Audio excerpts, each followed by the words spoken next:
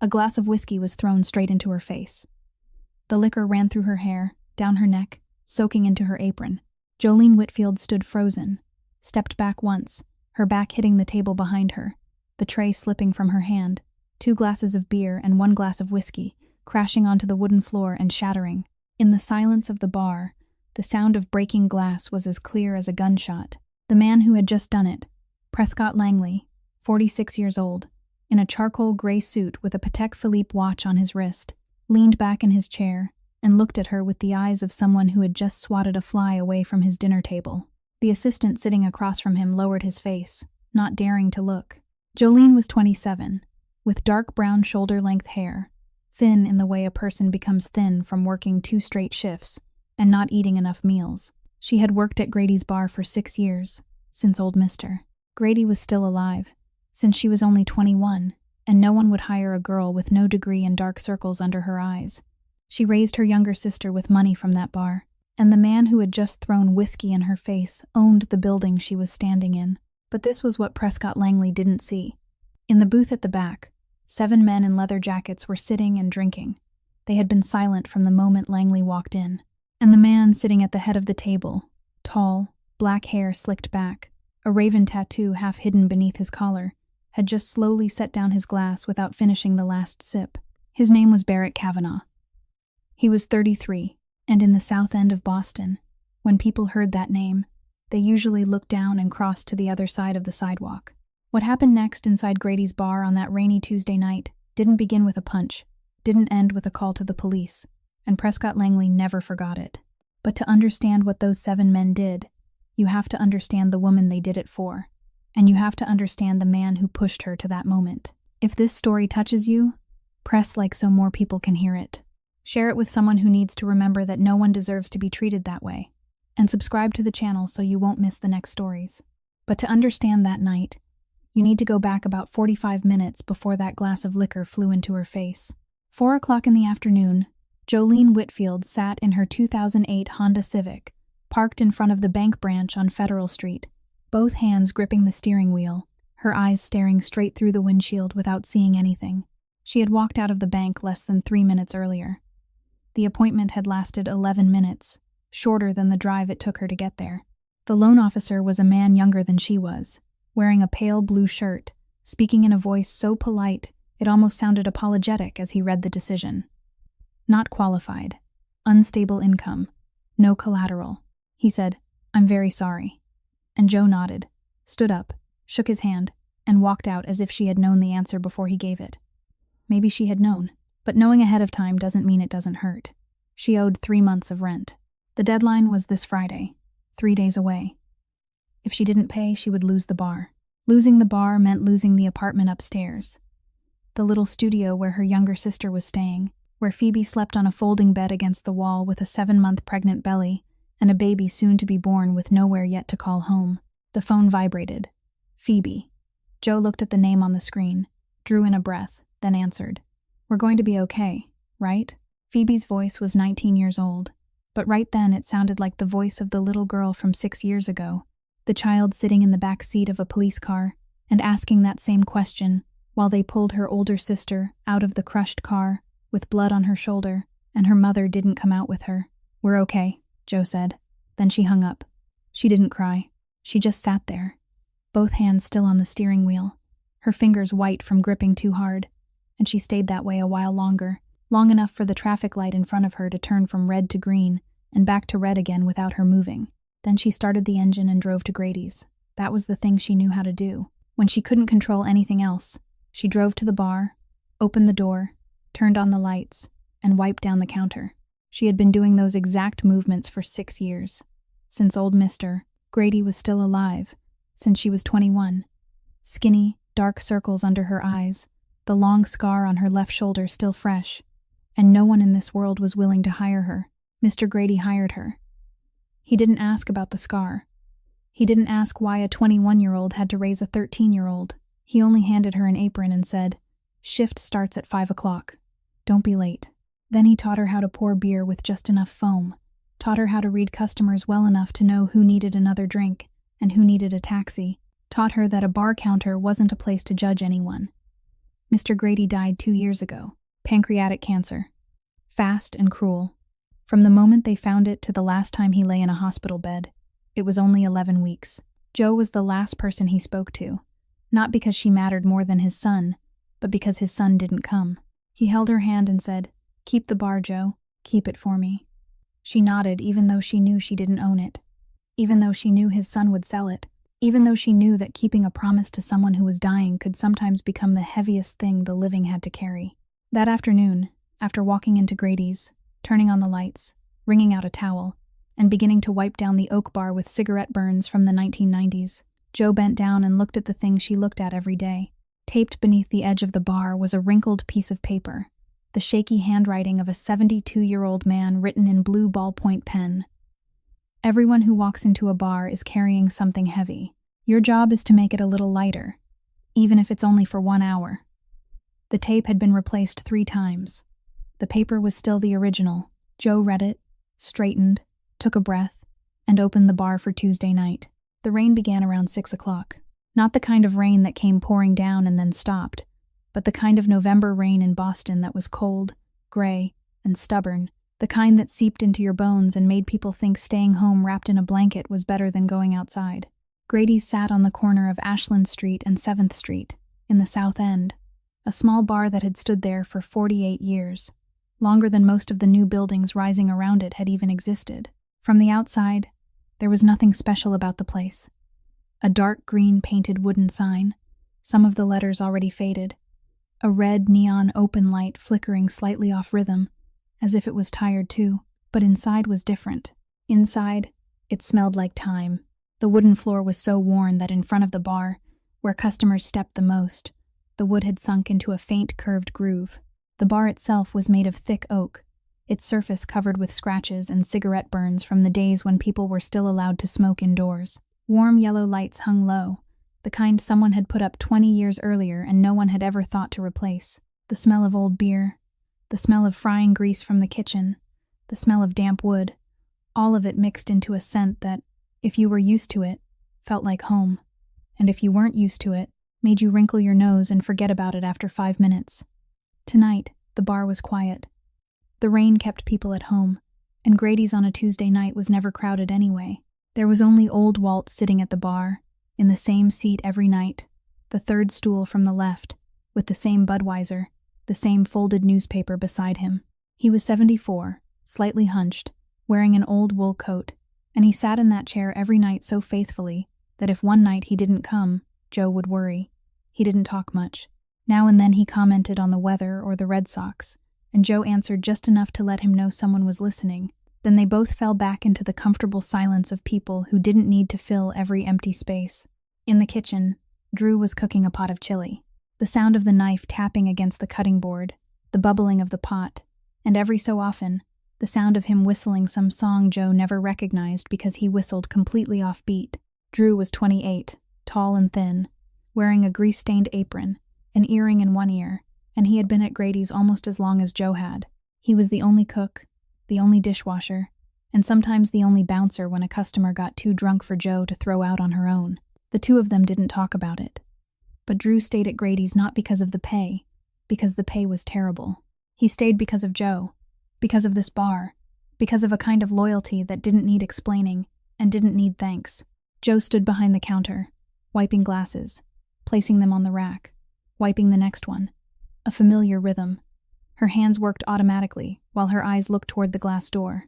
Rain ran down the glass in thin streams, and behind those streams of rain, pasted right in the middle of the door, was a white sheet of paper, black letters, a red stamp, a stylized L logo in the upper right corner, Langley Capital Partners.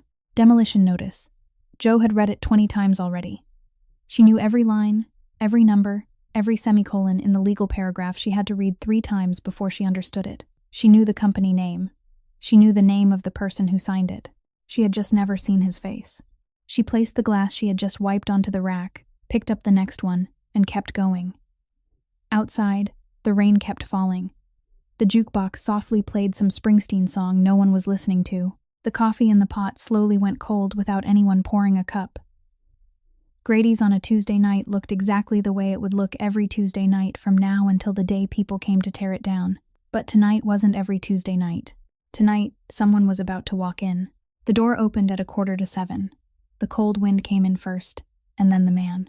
Barrett Kavanaugh crossed the threshold of Grady's the way he entered any room. Not fast, not slow, not looking around for a seat because he already knew where he was going to sit. His black leather jacket was wet from the rain, the kind of leather worn thin at the elbows and faded at the shoulders. The kind of jacket a man didn't buy new because it had already become part of his body. He was taller than most men in any room he walked into, broad-shouldered, with slightly long black hair brushed back, a neatly trimmed beard, and on the left side of his neck, half hidden beneath his collar, was the tattoo of a raven spreading its wings, the kind of tattoo you only saw when he turned his head to one side, and by the time you saw it, you had usually been looking at him for too long. He walked straight to the last booth in the room, the booth against the back wall, the place where he could see the whole bar and the entrance too, without anyone seeing him first. He sat down, took off his jacket, but didn't hang it up. He folded it and placed it beside him, as if he were always ready to stand and leave at any moment. Jo saw him from behind the bar. She wasn't surprised. Tuesday night, Barrett Kavanaugh, last booth, whiskey neat. It was a schedule as fixed as old Walt, with his Budweiser and the third stool. She poured a glass of Jameson, brought it over, and set it down in front of him. "How's tonight?" It wasn't a real question, but the way two people greeted each other when they were familiar enough not to need politeness. Barrett nodded, lifted the glass, but didn't drink right away. His eyes stayed on the surface of the liquor for a moment, before lifting. There was something heavier than usual in that gaze. The kind of heaviness Jo recognized, because she saw it in the mirror every morning. But she didn't ask. 6 years standing behind a bar had taught her something no school ever could. Some kinds of silence needed to be filled, and some kinds of silence needed to be left alone. Barrett's silence tonight belonged to the second kind. She turned back to the counter. In Boston's South End, Barrett Kavanaugh wasn't the kind of man you asked, "Are you okay?" He was the kind of man who made people lower their voices when he walked into a bar, not because of what he did, but because people knew what he could do. On paper, he owned an auto repair shop at the end of Dorchester Street and a small transportation company that ran interstate routes. On paper, he was a small businessman, paid taxes, paid wages on time. But in the South End, no one talked about paperwork. In the South End, people talked about the way an entire street went quiet when his black car pulled up, about the way troublemakers disappeared from the neighborhood and no one knew where they had gone, about the way he never had to speak loudly because he didn't need to. 33 years old, and Barrett Kavanaugh already had something men twice his age couldn't buy with money: the silence of an entire neighborhood when he passed by. But he had one rule. Anyone who had lived in the South End long enough knew that rule, even though no one had ever heard him say it aloud. Don't touch women, don't touch children, don't touch old people. Anyone who broke that rule paid the price, and the way Barrett Kavanaugh collected that price was something no one wanted to learn twice. Tonight he had come to Grady's after visiting his mother.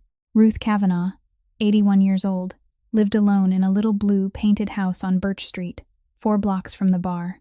That house had been in the family for 47 years. His father had lived there. His father had died there, in a way Barrett never spoke of to anyone, and no one dared ask about. Ruth stayed because it was the only thing she had left, and Barrett visited her every Tuesday night because it was the only thing he knew how to give her. But 2 months earlier, she had received a letter. White paper, black letters, a red stamp, a stylized L logo in the upper right corner. Langley Capital Partners. 60 days to leave. No reason. Just a stamp and a date. Barrett had read that letter. He knew the name Langley Capital. He didn't yet know the face of the man behind it. He sat in the last booth at Grady's, took his first sip of whiskey, and looked out at the glass door, where the rain was still running over the demolition notice, bearing the same logo as the letter his mother had received. The same name. The same cold stamp. He said nothing. He only drank. About 20 minutes after Barrett, the door of Grady's opened again. This time, it wasn't one man. 6 men walked in at once, bringing the cold wind and the smell of rain on their shoulders, and the room changed immediately, not because they made noise, but precisely because they didn't. Sully came in first, 62 years old, silver hair cropped close, a thick gray mustache, hands as big as 2 shovels, the kind of hands you looked at and knew they had done things their owner would never tell. He entered Grady's with the walk of a man used to reading a room in the first 2 seconds, his eyes sweeping from left to right, from the bar to the kitchen door to the back booth where Barrett was sitting, and when his eyes met Barrett's, he gave one nod and kept walking in. Behind Sully was Keegan, 26, the youngest of the group. His face still young, but his shoulders already broad. His reddish-brown hair cut short, his steps faster than the others, as if he were still trying to prove something. The other 4 men came in after them, none of them saying anything, none of them looking around longer than necessary. They knew this bar. They knew which booth, which place, who sat where. Old Walt at the bar lifted his eyes from the newspaper when he heard the footsteps, watched the 6 men pass by, then went back to reading, without changing his expression. He had seen them come here enough times to know they weren't something to worry about. They took off their coats, hung them over the backs of the chairs, and sat down around Barrett's booth. No one dragged a chair noisily. No one spoke loudly. They simply took their places as if each man had a fixed position, without anyone needing to assign it. Sully sat to Barrett's right, the closest seat, the place where he always sat, the place from which he could hear anything Barrett said under his breath, without needing him to repeat it. Joe brought out 6 glasses of whiskey on a tray. When she came close to the table, Sully saw her first, and he pushed his chair back, leaning away to give her enough room to set the tray down without having to bend over anyone. A small gesture, the kind of gesture most men never thought about, but Sully did it as naturally as breathing, and Joe noticed because she had served enough kinds of customers over 6 years to know that real courtesy didn't live in words, but in small movements like that. She set the 6 glasses down. Barrett nodded to her, the same nod as before, brief, with nothing wasted. She returned to the bar. 7 men sat in the booth at the back of Grady's, drinking whiskey and talking quietly. Now and then there was a low laugh. Now and then Barrett nodded when someone said something. But most of the time he sat still, his back against the seat, glass in his hand, listening more than speaking, because he was the kind of man who didn't waste words before they were needed. From the bar, they looked like nothing more than a group of men having a drink after work. But if you looked more closely, you would see that no one in the bar sat near their table, that old Walt never turned back to look at them a second time, that Drew in the kitchen lowered his whistling every time he passed the kitchen doorway opposite that booth. Not because of fear, because of respect, the kind of respect people give to things they know they shouldn't touch. 7 men whom anyone on the street would want to avoid were sitting there, drinking the most politely in the bar on a rainy night. And none of them knew that in less than an hour, that politeness would be the only thing keeping another man from leaving the bar on a stretcher. The doorbell rang at 8 o'clock. This time, no cold wind came in before the person did, because the man who entered didn't give the wind time to follow. He pushed the door open fast and hard, as if the door owed him something. Prescott Langley walked into Grady's, and from the very first second, everything about him was out of place in that room. The tailored charcoal gray suit fitted close to his body, the kind of fabric Joe could tell from a distance cost more than her entire month's rent. His black leather shoes were polished to a shine, without a single drop of rain on them, because someone had held an umbrella for him from the car to the door. His silver blonde hair was neatly combed, his skin tanned in the way of a man who paid to be brown, not a man who worked under the sun. His teeth so white, and even they almost didn't look real, and on his left wrist, he tugged his sleeve up slightly, just enough to reveal the Patek Philippe watch, a small gesture he repeated every few minutes like a habit, as if he didn't exist unless someone saw the watch. Behind him was a younger man, around 30, thin, wearing a suit that was clearly cheaper, clutching a leather briefcase at his side. Mitchell, the assistant, the kind of assistant whose job was half taking notes and half walking behind his boss, nodding at the right moments, and pretending not to hear things that should never have been heard. Langley stopped in the middle of the bar, not in any hurry to sit down. He looked around, and it wasn't the look of someone searching for a place to sit. It was the look of someone assigning value. His eyes passed over the oak bar, over the cigarette burns, over the sunken wooden floor, over the low-hanging yellow lights, over everything that had made Grady's what it was for 28 years, and in that gaze, there was nothing that could be called seeing. He didn't see a bar. He saw a plot of land with an old structure that needed to be cleared away. Then his eyes stopped on the best booth in the bar, the booth by the window, the one with a view of the street, and he walked straight toward it. But the booth wasn't empty. Old Walt was sitting at the far end of it, his newspaper open, his Budweiser half finished, because tonight he had left his usual stool at the bar to stretch his legs in the wider booth. Langley stood in front of the table, looked down at the old man, and said in a voice that wasn't lowered at all, "We need this table." It wasn't a question. There was no please. There was no look that acknowledged old Walt as a human being, rather than an obstacle. Old Walt looked up, blinking behind his glasses, a little confused. Joe heard it from behind the bar and came over at once. "Sir, the other booths are all open. Let me clean a table for you." She spoke in her professional voice, gentle and calm, the voice she had used 10,000 times to soothe difficult customers. But Langley didn't even turn to look at her. He kept looking at old Walt, and he spoke slowly, each word separated clearly, as if he were speaking to a slow child. "I want this table. I own this table. Literally." He let that sentence hang in the air for 1 second.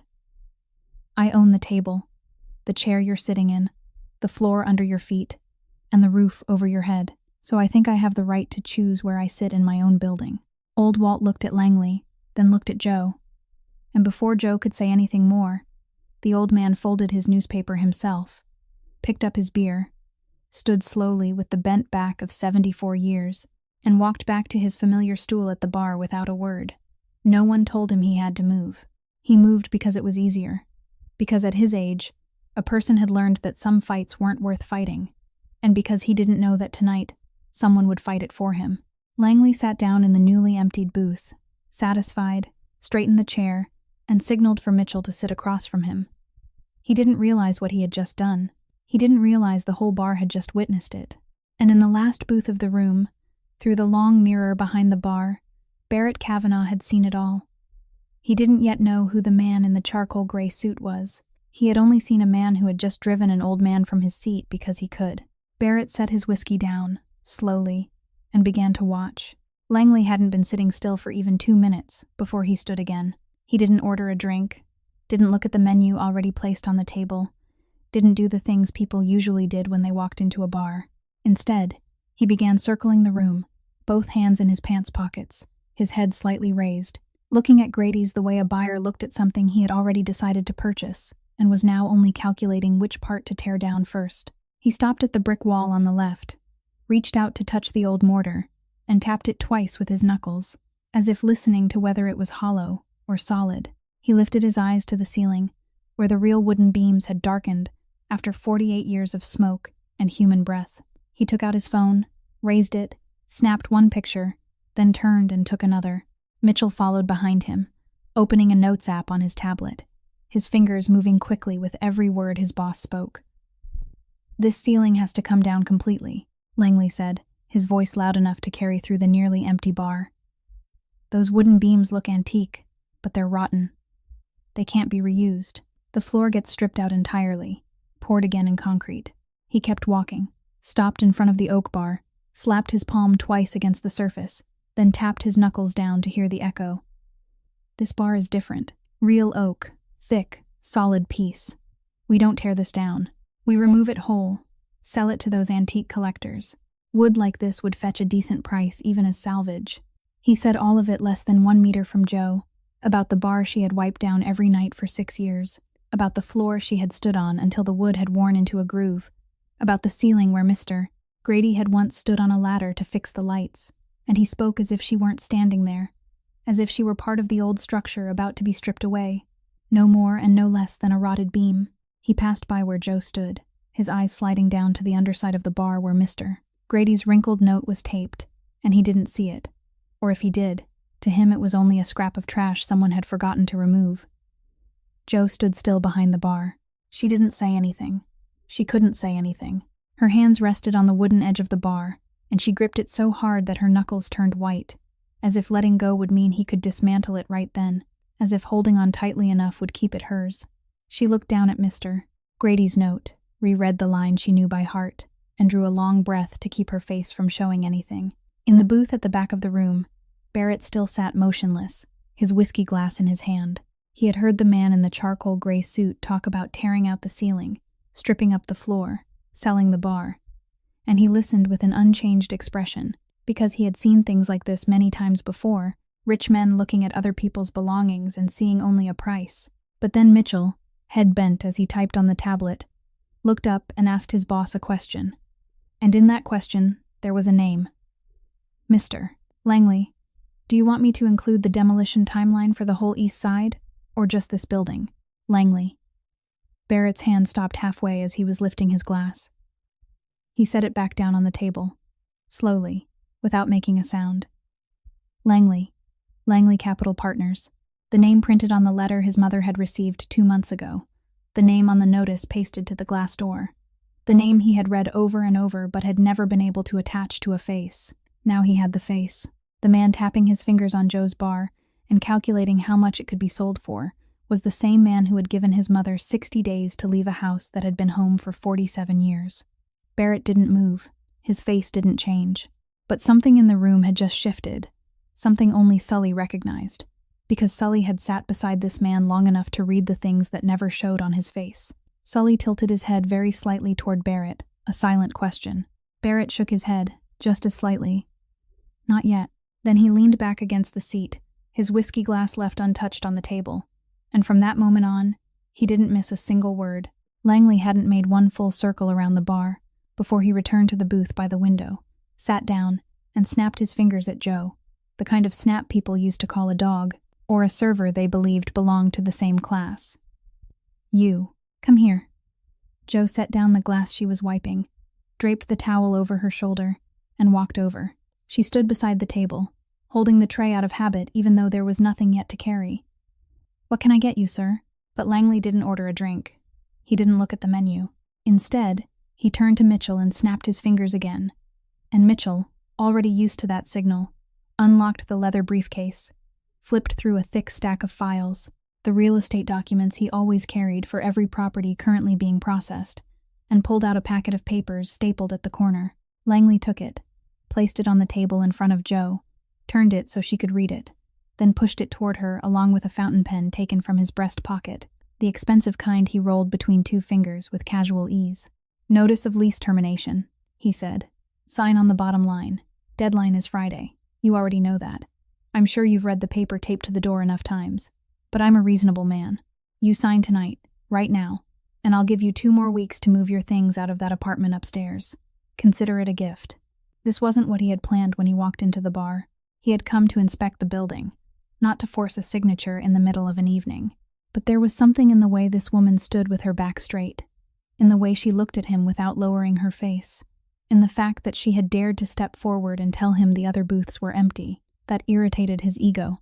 He wanted to remind her who owned this place. He wanted to see her pick up that pen. Joe looked down at the packet. She saw the stylized L logo in the upper corner. She saw her own name typed on the bottom line, Jolene Whitfield, beside an empty space waiting for a signature. Her hands tightened around the edge of the tray so hard she could feel the metal bite into her palms. I'm working, Mr. Langley, she said, her voice holding a calm she didn't feel. This isn't the time to discuss this. Langley laughed, a short breath through his nose with no amusement in it. There is no other time, sweetheart. It's always my time. Because I own your time, just like I own everything else in this room. Joe set the packet down on the table, gently pushed it back toward him without signing it, and turned to go back to the bar. She had only turned halfway when she felt a hard tug from behind. Langley had reached out, grabbed the apron tie knotted at the small of her back, and pulled. Joe was yanked backward, her heel slipping on the wooden floor, and she stumbled once, almost losing her balance, forced to brace one hand against the edge of the table to keep from falling. I didn't say you could leave, Langley said. Joe straightened, reached behind her, and tore the apron tie out of his hand. Let go of me. Her voice didn't break. She wouldn't allow it to break. But when she said those words, her eyes were already wet. Not from fear, but from that hot, burning feeling rising in the throat when a person is treated as if they aren't a person at all. At the bar, old Walt turned fully around on his stool, the newspaper sliding into his lap, his old eyes narrowing behind his glasses. At the kitchen door, Drew appeared, one hand still holding a dish towel, his knuckles clenched around it. His body stopped at the threshold as if he were calculating what to do. And in the booth at the back of the bar, 7 men stopped drinking all at once. No one slammed a glass down. No one said a word. But 7 glasses of whiskey paused at the same time. Some in midair, some on the tabletop, and the room, already quiet, suddenly became silent in an entirely different way, the kind of silence stretched tight like a violin string just before it snaps. Joe yanking the apron tie out of his hand was something Langley wasn't used to. People didn't pull away from him. People didn't say, "Let go of me." People lowered their heads, signed on the bottom line, and thanked him for the 2 weeks of mercy. His face reddened slowly, starting at his neck and spreading up to his cheekbones. And that scornful smile disappeared, replaced by something petty and bitter, the expression of a powerful man who had just been refused in front of others by someone he considered nothing at all. His hand reached for the glass of whiskey neat on the table, the glass Joe had poured for him earlier, but he still hadn't touched. And then he did it. The sound of breaking glass was the first thing that shattered the silence, sharp and sudden, and after it came a stillness so thick you could hear the rain striking the roof, and the old clock on the wall ticking forward second by second. Mitchell, sitting across from his boss, was the first to move, but his movement was to lower his face, lifting one hand to cover his forehead as if shielding his eyes from something he didn't want to know he had witnessed, his shoulders shrinking inward, his whole body folding into that cheap suit, because he knew better than anyone else in that room, that this couldn't be undone, that the leather briefcase and the files inside it wouldn't save what had just happened. Old Walt shot up from his bar stool faster than a 74-year-old man should have moved, the stool scraping harshly across the floor, and he stood there, his back bent but his body rigid, both hands clenched into trembling old fists. But his feet didn't move, because between the desire to do something and the ability to do something lay a distance that 74 years of life had taught him to painfully accept. At the kitchen door, Drew didn't move, but the hand holding the dish towel tightened until his knuckles went white, the towel twisting in his fist as if it were someone's collar, and he stood there at the threshold, his jaw hard, his eyes never leaving Langley, waiting for a signal, waiting for Joe, waiting for anything that would let him rush forward. And in the booth at the very back of the bar, Barrett Kavanaugh didn't stand, didn't speak, didn't change his expression. He only slowly placed both hands on the wooden table in front of him, palms down, flat, fingers spread, a movement so slow and controlled it was almost more frightening than any violent reaction, because it was the movement of a man actively holding himself back, pressing his anger down beneath both palms, and keeping it there until the exact right moment. The 6 men around him looked at those hands, then looked at his face, and no one moved, because they knew that when Barrett put his hands on the table like that, the only thing to do was wait. All of Grady's froze in that moment. 7 human beings and the sound of breaking glass that had just faded, and in the middle of it all was a woman standing still with liquor running down her face, inside the very bar she had protected for 6 years. Joe didn't cry in front of Langley. That was the promise she made to herself, even while the liquor was still running down her chin, even while the whole room was watching her and waiting to see how she would break. She wouldn't give him that. She set the tray down on the nearest table, slowly, with control, then turned and walked straight toward the kitchen, her steps steady, her back straight, her head not lowered, passing the bar, passing old Walt's eyes, passing Drew as he stood at the threshold and moved aside to let her through, and the kitchen door swung shut behind her with a faint creak. Inside, where no one could see, she finally allowed herself to stop. She walked to the stainless steel sink in the corner of the kitchen, placed both hands on its edge, bowed her head, and closed her eyes. The whiskey was still wet in her hair, running in a single drop down her temple and along her jaw, the smell of alcohol rising into her nose, cold and sharp. She didn't cry. She only stood there, her shoulders trembling once, drawing in a long breath through her nose and letting it out slowly through her mouth, trying to force the thing rising in her chest to settle back down. The kitchen door swung softly again. Drew stepped in. He didn't say anything. He didn't ask if she was all right, because that was a stupid question, and they both knew the answer. He didn't say, "Let me go out there," even though every fiber of his body wanted to do exactly that. He only walked over, turned on the faucet, filled a glass of water, placed it on the edge of the sink beside her hand, then reached for a clean cotton towel folded neatly on the rack, the soft white kind they used to polish glasses, and set it beside the water. Then he stepped back once and stood there, doing nothing except being present.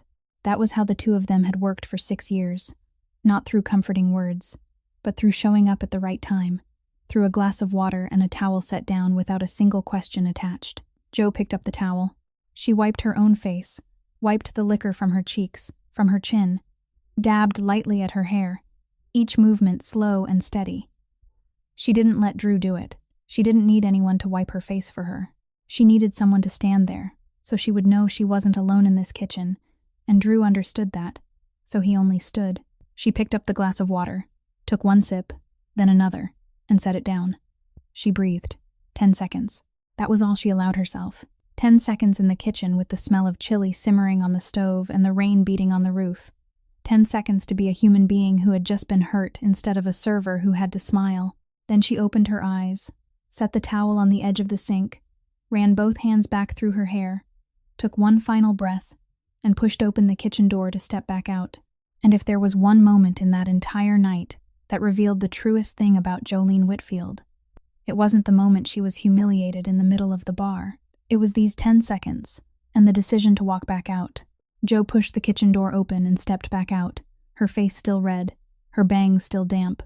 But her back was straight, and her steps were steady, and she came out with the bearing of someone who had decided she wouldn't collapse. Right then, a sound rang through the thick silence of the bar. The sound of a wooden chair leg dragging across the floor, slow, heavy, just one chair. From the last booth in the back, every eye in the bar turned toward that sound. Barrett Kavanaugh stood up. He didn't spring to his feet, didn't shove the chair back, didn't make a single hurried movement.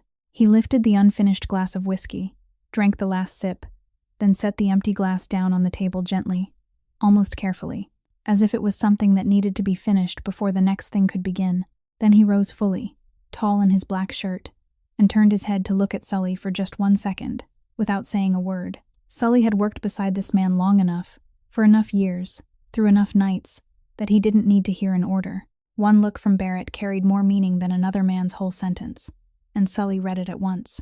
He stood up from the booth, moved around the tables, walked to the front door, and flipped the sign hanging on the glass from open to closed. Then he reached over and turned off the switch for the red neon light in the window, the light that had been flickering off rhythm all evening, and it went dark, leaving the front of the bar swallowed by the rainy night.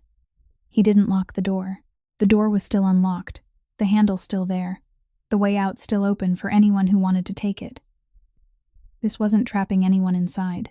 This was closing the room off from the outside world, a way of saying that for the next few minutes, whatever happened in this room belonged to this room. Keegan, sitting on the edge of the booth, saw Sully flip the sign, and without being told, he stood and walked to the jukebox in the corner and pulled the plug, the Springsteen song playing softly cut off in the middle of a note. And then there was no sound left except the rain on the roof and the clock on the wall. The whole chain of actions, from Barrett's look to the sign, to the light, to the jukebox, happened without anyone saying a single word. Smooth as a machine that had run together so many times, it no longer needed instructions. Grady's fell completely silent. Barrett stepped out of the booth. But he didn't walk toward Langley. He walked toward the bar. He rounded the end of the counter, reached for a clean cotton towel folded on the rack, the soft white towel used to polish glasses, then turned back and walked to where Jo was standing. He stopped in front of her and held the towel out, saying nothing, his eyes on her with something that wasn't pity, but recognition, as if he were saying, "I saw it. I saw all of it, and it wasn't right." Jo reached out and took the towel, but she didn't wipe her face with it. She had already wiped her face in the kitchen, had already done that part alone, and she didn't need to do it again. She only held the towel in her hand, her fingers tightening around the soft cloth, gripping it the way a person grips something just to have something to hold on to. And she stood there, holding the towel, looking at the man in front of her. Barrett gave her one short nod, like an unspoken promise. Then he turned around, and for the first time all evening, he looked straight at Prescott Langley. Barrett walked over to the booth by the window, but he didn't loom over Langley like a man trying to show off his power. He reached for a chair from the next table, dragged it over, set it at the end of the booth beside where Langley was sitting, and lowered himself into it slowly, one leg crossed over the other, his elbow resting on the tabletop, almost intimate, as if he were an old friend stopping by for a conversation. He sat in a position that didn't block the exit at all. The door was only a few steps away, completely clear, with no one standing near it, the handle still right there for anyone who wanted to get up and walk through. Behind Barrett, the 6 men quietly left their booth and spread out around the bar, each one stopping in a different place. One leaning against the end of the bar, one standing beside the pillar in the middle of the room, one resting against the wall near the kitchen door. Keegan standing beside the silent jukebox. None of them moved close to Langley. None of them blocked the door. They were simply there, evenly scattered, turning the room into a place where there was no direction to look without meeting one of them. Barrett looked straight at Langley, and he spoke in a low, even voice, almost gentle. "Do you know who I am?" Langley looked back at him. In Langley's world, a man in black with a tattoo on his neck wasn't a threat, only an inconvenience, a variable that could be handled with a phone call or a check. He didn't know who Barrett was, and more importantly, he didn't think it was worth caring about. But Mitchell knew. Mitchell, sitting across from his boss on the other side of the booth, had recognized that face, had heard that name in conversations he shouldn't have heard, had known who the South End belonged to in reality, not on paper. And Mitchell shrank into himself, pressing back into the deepest corner of the booth. His shoulders hunched, clutching the leather briefcase against his chest like a useless shield, trying to make himself as small as possible, as if the room might forget he existed if he became small enough. Langley caught the sight of his assistant curling up like that and frowned. "Call the lawyer," he ordered, his voice still carrying a little authority, though it had grown thinner. "Call Harrington, now." Mitchell didn't move.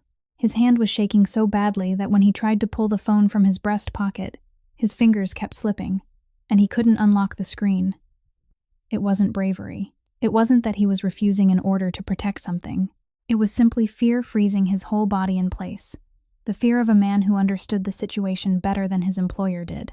And in that moment, seeing that even his own assistant couldn't, or wouldn't, do something as simple as make a phone call, Langley felt coldness run along his spine for the first time, the realization that even his own people couldn't save him here. Barrett let that moment settle. Then he took his own phone from his pocket, unlocked the screen, swiped a few times, and turned it around, placing it on the table right in front of Langley. On the screen was a photograph. An old woman with white hair stood in front of a small blue-painted house, her trembling hands holding a white sheet of paper with a red stamp, and on her wrinkled face was a look of absolute confusion, the eyes of someone staring at something she couldn't understand. "Her name is Ruth," Barrett said, his voice still low, still even, but now there was something beneath it, deep and cold. 81 years old. She has Alzheimer's. She held that paper of yours for 3 days, because every few hours she'd forget she had already read it. Then she'd find it again, and read it from the beginning, and feel just as afraid as she did the first time. Do you understand what I'm saying? You made an 81-year-old woman live through the fear of losing her home 30 times in 3 days, the same fear, over and over, because she couldn't remember long enough to get used to it. He let that sentence hang in the air. "And that's only my mother." Langley looked at the photograph on the phone screen for 1 second, and then he did the thing he had done his whole life, the thing his instinct told him to do whenever he faced any problem. He reached into the inner pocket of his suit jacket, pulled out his wallet, opened it, and took out 2 $100 bills. He placed them on the table, smoothed them flat with 2 fingers, pushed them toward Barrett, and as he did, his face recovered a little of its old confidence, because this was familiar ground. This was the language he spoke fluently. "For the broken glasses," he said. "And for whatever this is with you, consider it payment for disturbing your evening. Now finish your drink and go sit back down. Grown men talk to each other this way." Barrett looked down at the 2 bills lying on the table. He didn't reach for them. He didn't pick them up. He let them stay there, right beside the phone still glowing with the photograph of the white-haired woman, and he looked at those 2 things lying side by side for a long time before lifting his eyes to Langley. "You think everyone has a price?" Barrett said. It wasn't a question. It was a statement, spoken in a flat, almost weary voice, the voice of a man who had met too many people like the one sitting in front of him. You walk through people's lives and everything you see becomes a number. That bar over there, a number.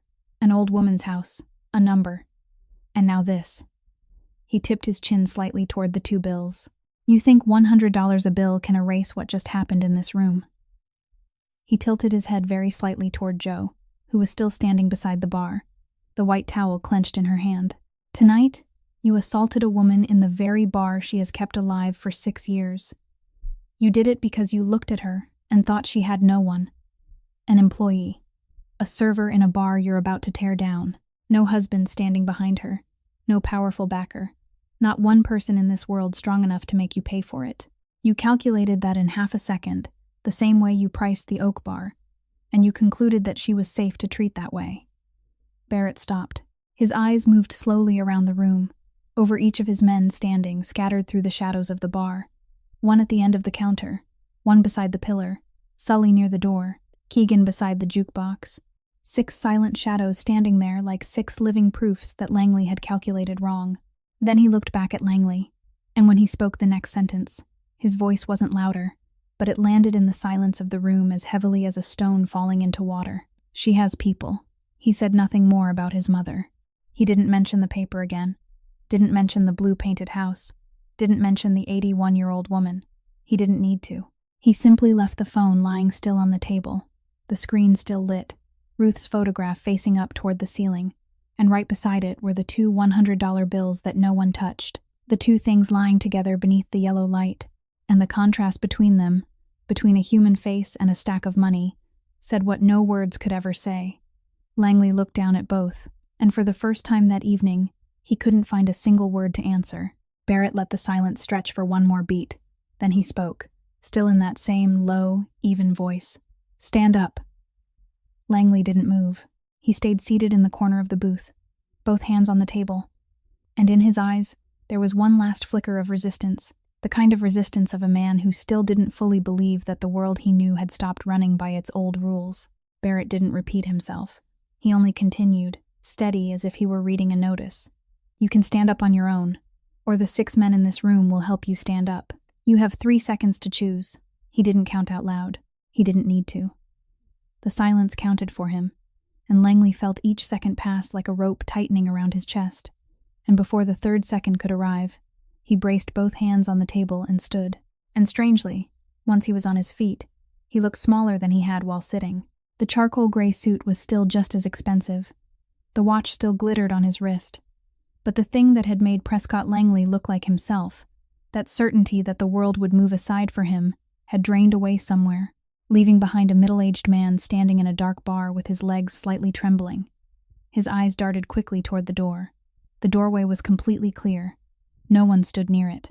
The handle was there. The way out was there. He could walk to it, push it open, and vanish into the rain at any moment. Barrett saw him look toward the door, and Barrett did nothing to stop that look. Instead, he pointed down at the floor, where shards of glass from the 3 broken glasses lay scattered across the wood, glittering beneath the yellow light. "You caused this," Barrett said. "So you're going to get down on your knees and pick up every piece. Then you're going to take a towel and wipe clean the table you spilled on. You're going to clean up your own mess with those 2 hands." Langley looked down at the broken glass, then back at Barrett, and the last scrap of ego in him broke loose into words. "You have no right to make me do anything." "That's right," Barrett said, and he said it honestly, giving one nod as if he agreed completely. "I'm not making you. I can't make you do anything. You're a free man." He swept one hand toward the door, a broad gesture, almost polite. "The door is right there. No one is blocking it. No one is touching you. You want to leave? Then leave. Right now. Push the door open and go home." He let that invitation hang in the air, clear and real. "But I'll tell you what will happen if you choose that door. Tomorrow morning, every man standing in this room will know your name. They'll know your company, every building you own, every address you're planning to tear down, the name of every old person whose door you've sent that red-stamped piece of paper to, and we'll tell tonight's story to anyone willing to listen, anywhere you set foot. We live in this neighborhood. We aren't going anywhere, and we don't lack time." Barrett paused, then pointed to the floor again, to the broken glass glittering between 2 choices. "Or," he said, his voice softening, "you get down on your knees and clean it up, and tomorrow morning, no one knows a thing. Your choice." And this was the moment the entire evening had been moving toward. Prescott Langley stood in the middle of Grady's, and for the first time in his life, he had to truly choose something money couldn't choose for him. His eyes flicked toward the door, the empty door, freedom, the way out he could walk through at any moment. Then his eyes dropped to the floor, to the broken glass glittering at his feet. Then he lifted his gaze and looked around the room, very slowly, as if only now was he truly seeing it. He saw old Walt sitting on his bar stool. The old man turned fully toward him, eyes fixed on him without blinking. He saw Drew standing at the kitchen threshold, the towel still in his hand.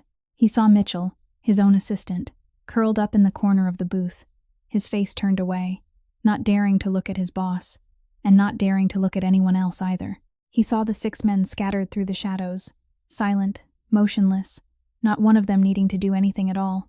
And he saw the woman standing beside the bar, the white towel held in her hand, looking at him with eyes that were no longer wet, only tired and waiting. In that slow look around the room, Langley understood that no one here would save him. No phone call, no check, no powerful name he could invoke. For the first time in his life, the money in his pocket was completely useless. He got down on his knees.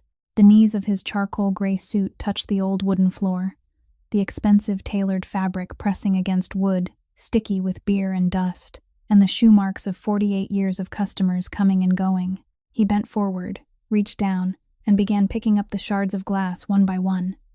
His hands shook. He picked up the first piece, placed it in his left palm, then the second, then the third, slowly, clumsily, because he had never done this before, had never cleaned up anything he had caused in a life where other people had always cleaned up after him.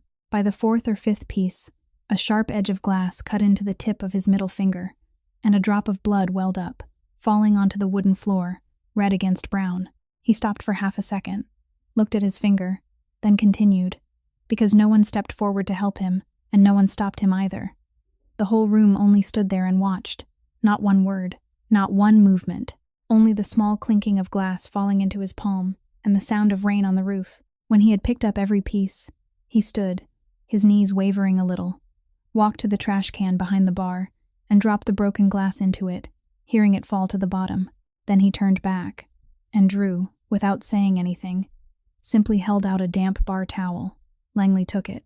He went back to the booth, bent down, and wiped the table where beer and whiskey had spilled, wiping the wet streaks spread across the wood, his head lowered, his still bleeding finger leaving a faint smear on the cloth.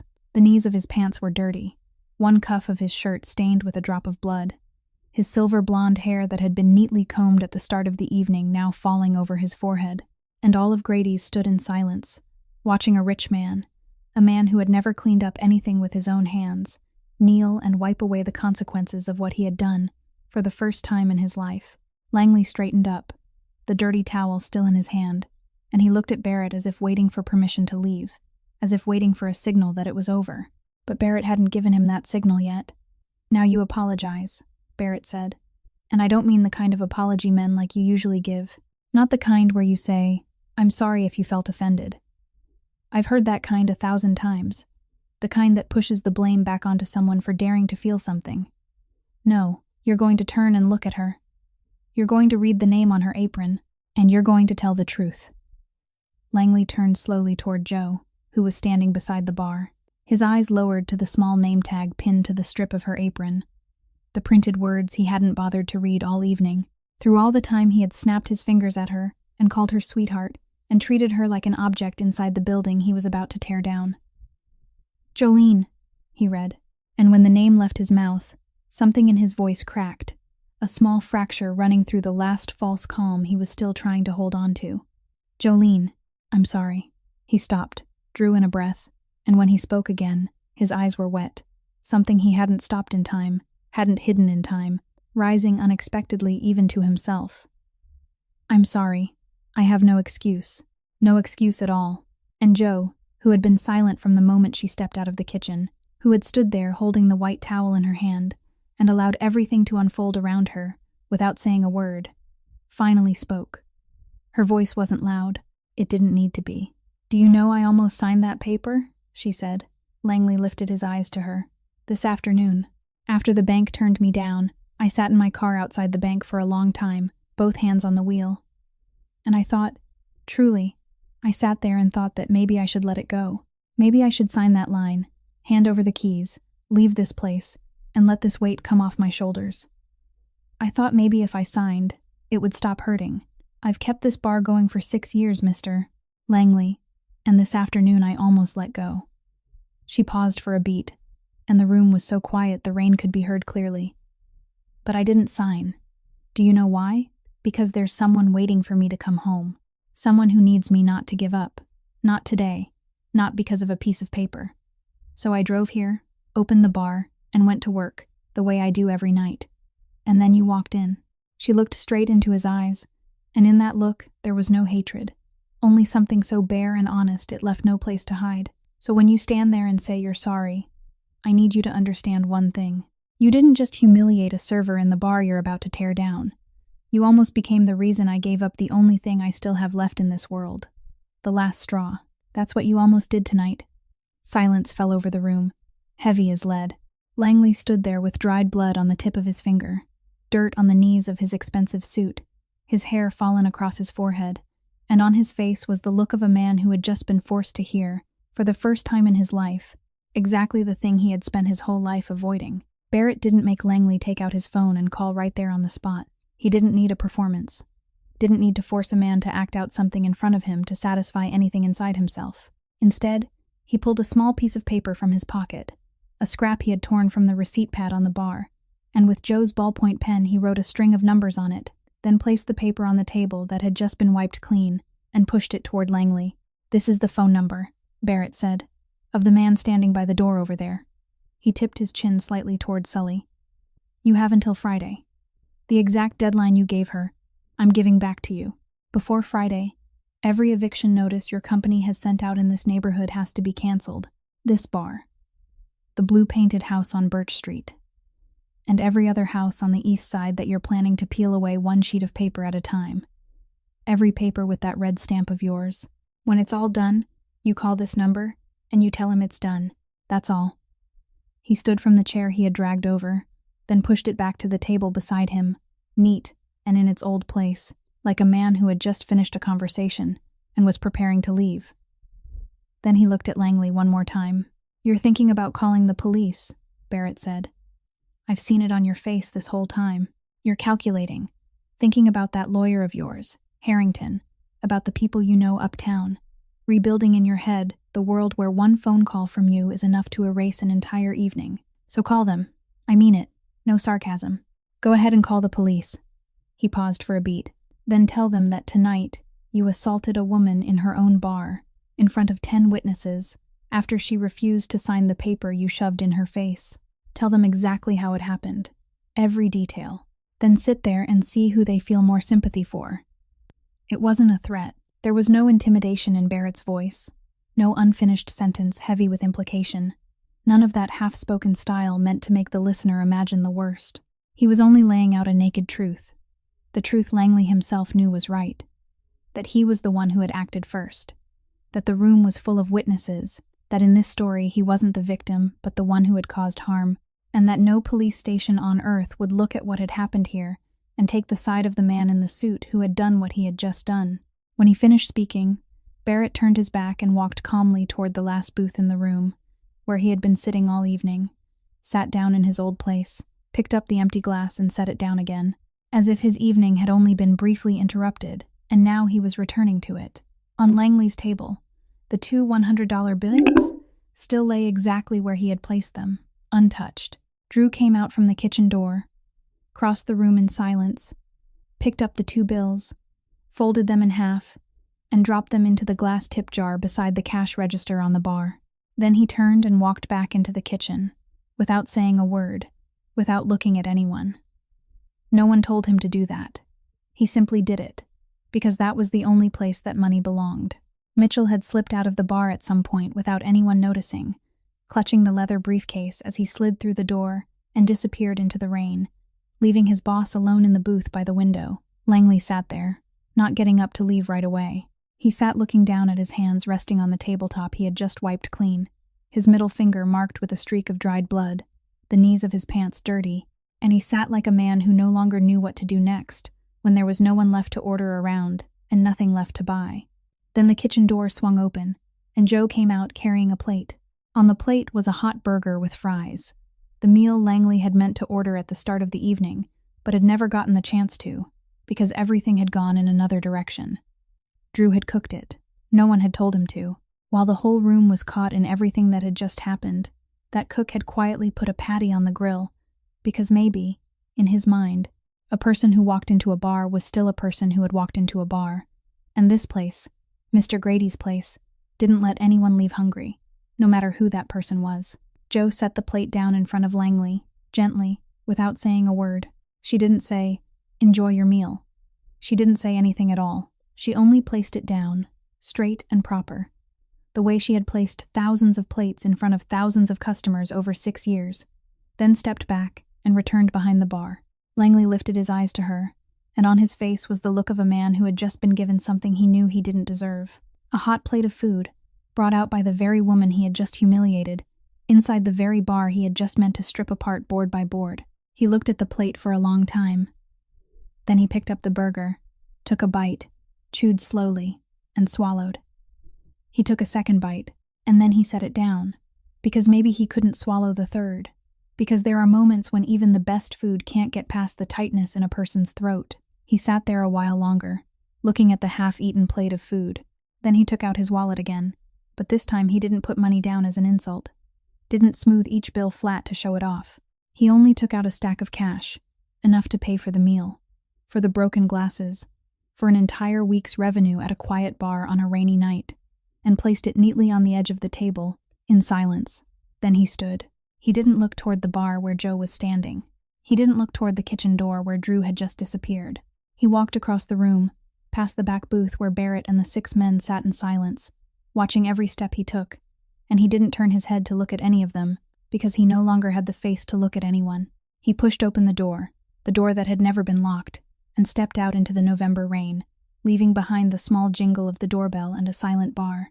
After the door closed behind Langley, Grady's sank into a different kind of silence, no longer stretched tight like a violin string, but loosened, weary, like a room that had just breathed out. The 7 men in the booth at the back finished the liquor left in their glasses one by one. They didn't discuss what had just happened, and no one said a single word about Langley, as if to them it was simply something that had been done and didn't need to be mentioned again. Then, one by one, they stood, pulled their coats over their shoulders, and each man, as he passed the bar, left money for his drink, far more than what he actually owed, folded bills placed beside the tip jar without anyone saying anything. Sully set down his share, gave Joe one nod, then went to wait by the door. Barrett was the last to stand. He pulled the leather jacket, now a little drier, over his shoulders, crossed the room, and stopped when he reached the door. Right in front of him, pasted to the glass, was the demolition notice, the white paper with the red stamp and the stylized L logo he had been looking at all evening. He stared at it for a while. His hand didn't rise. He didn't tear it down, because it wasn't Friday yet, because Langley hadn't called, because nothing was certain yet, and Barrett Kavanaugh wasn't the kind of man who tore down a notice to celebrate something that hadn't happened. He left it exactly where it was. Then he turned his head toward the bar, where Joe was standing, and gave her one brief nod, a nod that meant more than anything he could have said. Joe nodded back. No one thanked anyone. There was no need. Then Barrett pushed the door open and stepped out, and Sully followed, flipping the sign on the glass from closed back to open before he left, then reaching over to turn the red neon light outside the window back on, letting it flicker slightly off rhythm again the way it had for the past 28 years. And both men disappeared into the rain. Grady's was empty again. Joe stood behind the bar for a while longer, looking at the door that had just closed, looking at the flickering neon light, looking at the notice still taped to the glass. Then she walked to the door, turned the lock, and switched off the row of yellow lights hanging from the ceiling, leaving the bar with only the faint glow from the light behind the counter and the trembling red wash from outside the window. She walked back to the bar and sat down on a high stool, something she almost never did, because for 6 years she had always been the one standing on the other side of that counter. Drew came out from the kitchen, his apron already off, and sat down on the stool beside her. No one said anything. He reached for a bottle from the shelf behind the bar, poured her a glass, then poured one for himself. The two of them sat there in the dark, empty bar, holding their glasses and listening to the rain fall steadily on the roof above. They didn't need to talk about what had just happened. They only sat beside each other in the darkness, drinking slowly. Two people who had kept this bar, and kept themselves, standing for 6 years, in this simple way, by being present for each other when no one else stayed. 2 days passed. Joe opened the bar the way she did every day, because she didn't know how to do anything else. Wednesday morning, she wiped down the bar, stacked glasses, made coffee, and opened the door to the familiar lunch crowd. Wednesday night, she stood behind the counter serving drinks the way she had stood for 6 years. She heard nothing. No call, no letter, no sign that anything had changed or would change. The demolition notice was still taped to the glass door, the red stamp still there every time she looked out, and the Friday deadline still hung over her head like something she didn't dare think about for too long. She didn't call anyone. She didn't have Barrett's number, and even if she had, she wouldn't have called, because asking would mean admitting that she was placing hope in something she couldn't control.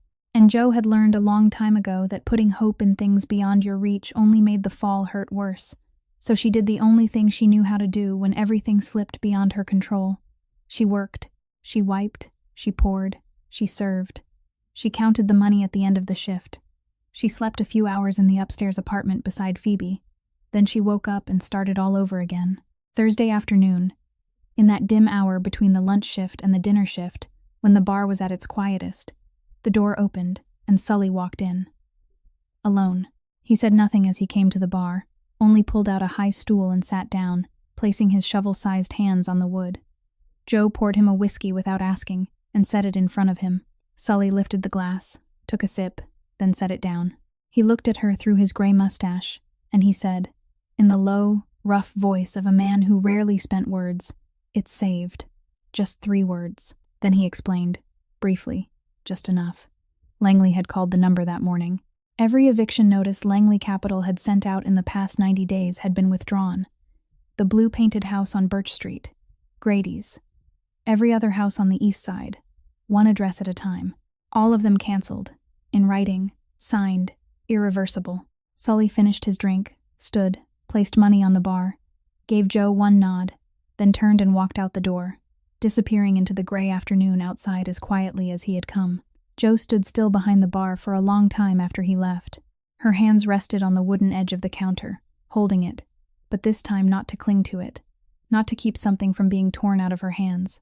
This time, she only stood there and felt the familiar wood beneath her palms. The bar that now, for the first time in weeks, she knew for certain would still be here tomorrow morning.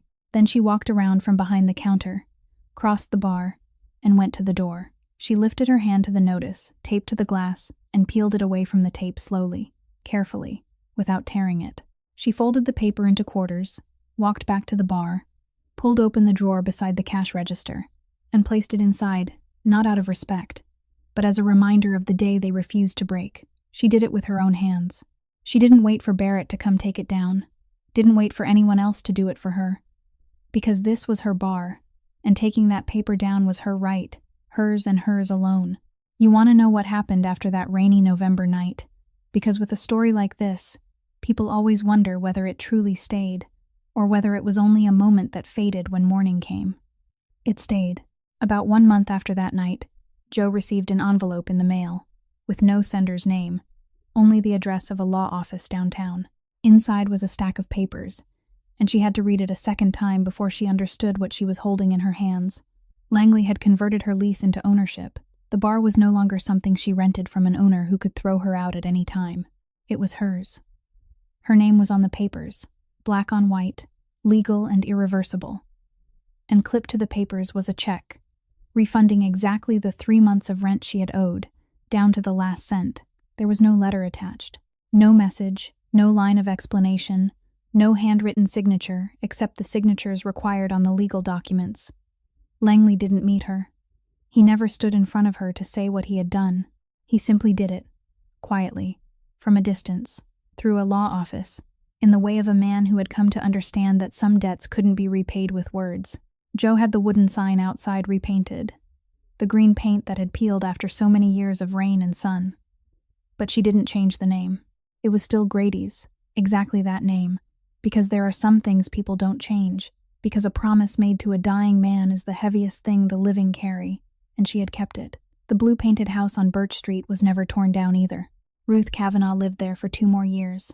The illness in her mind kept moving forward slowly and mercilessly, taking pieces of her memory one by one, and by the final months, she no longer recognized her son, looking at Barrett as if he were some kind stranger who often came by. But she still recognized the house. She still knew the way from the living room to the front porch, still knew which doorknob creaked, still sat in the exact spot by the window where she had sat for 47 years. She died in her own bed, in the room where her husband had died many years before. exactly as the only thing she had ever wished for. Barrett sat beside her through that last night, holding her thin hand in both of his, and when she woke for a little while in the middle of the night, looked at him, and called him by his father's name, believing he was her late husband. Barrett didn't correct her. He only gently squeezed her hand and let her believe the thing that gave her peace. Phoebe gave birth to a baby girl that summer. The baby was healthy, and Phoebe named her June, after the month she was born. When Joe held her niece in her arms for the first time, she told her sister that this child was like summer arriving after a very long winter. And old Walt, the regular from the third stool, began coming to the bar earlier than usual and staying later. He didn't say why, but Joe noticed that he always lingered until closing time, sitting there with his newspaper and his beer, as if he were watching over something. One evening, she asked him why he had been staying so late lately. Old Walt was quiet for a moment, then said, his eyes never leaving the newspaper, "My wife was a waitress. 30 years, at a diner across town. And in those 30 years, not once did anyone stand up for her." He folded the newspaper and turned to another page. "I just want to make sure it's different in this bar." Then he said nothing more, only kept reading. About 6 months after that night, on an ordinary afternoon when the bar was quiet and rain was falling again outside the window, as if the weather were deliberately trying to make people remember, the door of Grady's opened and Prescott Langley walked in. Exactly once, only that one time. He looked different from that first night, not because he was dressed more casually. The suit was still expensive. The watch was still on his wrist, but because something in the way he moved had changed, a little less certainty, a little less ownership of the space around him. He no longer looked around the bar with the eyes of someone assigning value. He simply walked to the bar and sat down on a high stool, like an ordinary customer, and ordered a beer. Joe looked at him for a moment, then poured him the beer without saying anything. She set it down in front of him, on the oak bar top that 6 months earlier he had slapped with his palm while calculating how much it could be sold for. The two of them didn't say much. There was a silence between them, not hostile, but not intimate either. The silence of two people who both knew there was something between them that no words could undo. He drank the beer slowly. She kept polishing glasses. Rain fell steadily outside the door. When the beer was gone, Langley placed money on the bar, stood, put on his coat, and before turning away, he stopped, as if there was something he needed to say, so it could be finished. "I sold it all," he said. "All my property in this neighborhood. The bar, the rows of houses on the east side, everything. I sold it to another party, and I put a clause in the contract requiring the new buyer to keep everything as it is. No demolition. No relocating anyone. This neighborhood will stay exactly as it's always been." Joe stopped wiping the glass. She looked at him and asked, sincerely wanting to know, "Why?" Langley didn't answer right away. He looked down at the oak bar beneath his hand, at the scratches and cigarette burns of 28 years. And when he spoke, his voice was quiet, almost only loud enough for her to hear. "Because every time I opened the development map of this neighborhood, every time I looked at those lots and tried to calculate the numbers, I saw your face. That night, I couldn't calculate anymore. The numbers kept blurring." He paused for a beat. "I think there are some things that once you've seen them, you can't get rid of them anymore.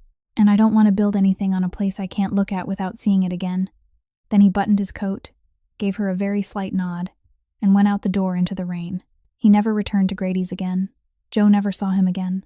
But from that year on, every December, around the final days of the year when snow began covering Ashland Street, a wooden crate would be delivered to the bar's door. Inside was whiskey, high quality, far more expensive than any bottle Grady's had ever sold. No card, no sender's name, only the crate and the bottles lying neatly in the straw packing. Joe knew who it was from. She never said it aloud, never told anyone, only quietly carried the bottles inside, lined them up on the shelf behind the bar, and poured them for customers on the coldest nights of winter, without any of them knowing the story behind the liquor they were drinking. As for Barrett, he still came by Grady's. Not every week, but often enough that the booth at the back of the room was almost understood to be his. Often enough that Joe recognized the sound of his black car pulling up outside before the doorbell had time to ring. He and his men would take their usual seats, pull off their leather jackets and hang them over the backs of the chairs, order whiskey neat, and drink in the comfortable silence of people who didn't need to fill empty space with words. And every time, at the end of the night, the same small argument would happen. Barrett would take out his wallet and insist on paying. Joe would refuse to accept it. He would insist, and she would insist harder. And every single time, he lost. She never let him pay a single cent for his liquor in that bar. And even if he tried to leave money on the counter, when he left, she would tuck it back into the pocket of his jacket or press it into Sully's hand and tell him to return it. They argued about it every time, and every time, it ended exactly the same way. When June turned 1 year old, Barrett didn't come to the bar. Instead, one afternoon, Sully walked in alone and placed a thick envelope on the counter in front of Joe. Inside wasn't money. It wasn't a card. Inside was a key and a scrap of paper, with the address of a small storage unit at the end of the street. Sully didn't explain much, only said she should go take a look, then drank his whiskey and left. The next afternoon, Joe went to the storage unit at the address, slipped the key into the lock, and rolled the door up. Inside, arranged neatly in the dim light, were things for a child. A wooden toddler bed still in its box, a stroller, a high chair, boxes of baby clothes, blankets, toys, all brand new, unopened, chosen by someone who had clearly asked someone else what a 1-year-old baby needed. There was no letter, no sender's name, only the items, quietly waiting there. Joe brought the toddler bed back to the apartment above the bar. That night, after closing, she sat on the floor of the room and assembled it alone, reading each line of the instructions, tightening every screw, raising each rail until the bed stood steady in the middle of the small room. And when it was done, when she stepped back and looked at the new wooden crib standing there, waiting for her little niece, Joe dropped down onto the floor beside it and cried. Not because she was sad. She was used to the crying that came from sadness, had cried that way so many times in her life that it didn't surprise her anymore. This time was different. This time she cried because of something she hadn't experienced in a very, very long time. All her life, whenever she needed something, she had always had to figure it out herself, find it herself, brace herself under it, and the rare times anyone helped her, it was only because she had first had to open her mouth and beg. Drew, Phoebe, old Walt, they had always been there, but the weight had always been hers alone, and she had always been the one who had to ask. But not this time. This time, someone had seen what she needed before she even had the chance to say it, and had quietly taken care of it, asking for nothing, needing no thank you, not making her beg. And it was that feeling of being helped with part of a burden for the first time in so long, without having to hold out her hands and ask, that made her sit there on the floor and cry. Mr. Grady's note was still in the same place, taped beneath the edge of the oak bar. The tape had been replaced for the 4th time already, because the edges of the paper kept slowly peeling with the years, but the note itself was still the original, still marked with the shaky blue ballpoint handwriting of the man who had given Joe a chance when no one else was willing to do it. Every morning, before she flipped the sign to open, before she turned on the yellow lights and brewed the first pot of coffee, Joe would bend down and read that line once, like a reminder, like a small prayer for the new day. Everyone who walks into a bar is carrying something heavy. Your job is to make it a little lighter, even if it's only for 1 hour. And right beside that note, hanging from a small hook behind the bar, was a neatly folded white cotton towel. It was the towel Barrett had handed her in the middle of the bar on that rainy night years ago. The one she had held tightly in her fist while facing Langley. She had washed it clean, folded it, and hung it there, within easy reach of her hand.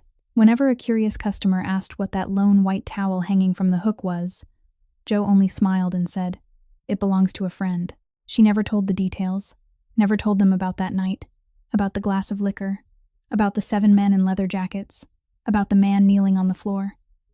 That was her story alone. But whenever someone walked into Grady's in bad shape, soaked through from the rain, their face drawn and worn, their shoulders sagging as if they were carrying something heavier than themselves, Joe would pour them a drink, slide it across the bar without charging them, and say, "Sit here as long as you need. No one gets chased out of this bar." Because through everything her life had taken her through, she had learned that the most important thing, the only thing that truly mattered, was that no one should have to wipe their face alone. And that is the story of Jolene Whitfield, of Grady's bar, and of a rainy November night that changed many lives in ways none of them had expected. If there is one thing to carry with you as you leave this story, perhaps it is this. We never know what the person standing in front of us is carrying, and we never know who may be quietly watching from the table in the back. A person's dignity doesn't lie in how much money they have in their pocket or how much power they hold, but in how they treat someone they believe can do nothing to them. True kindness is often quiet, without display, arriving at the right moment and asking for nothing in return. And sometimes, it only takes one person willing to stand up, willing to be present, to remind another person that they aren't alone in this world. Thank you for staying and listening all the way to the final lines. If this story has touched your heart, please press the like button, share it with someone you think needs to be reminded that they aren't alone, and subscribe to our channel so we can keep listening together to meaningful and compelling stories every day. We'd truly love to know how this story made you feel. Which part made you pause the longest? So please leave a comment and share the feelings from deep inside your heart, because every line you write is something we cherish and listen to. We wish you, the person listening right now, abundant health, a joyful life, peace, and serenity every day. Goodbye, and we'll see you again in the next stories.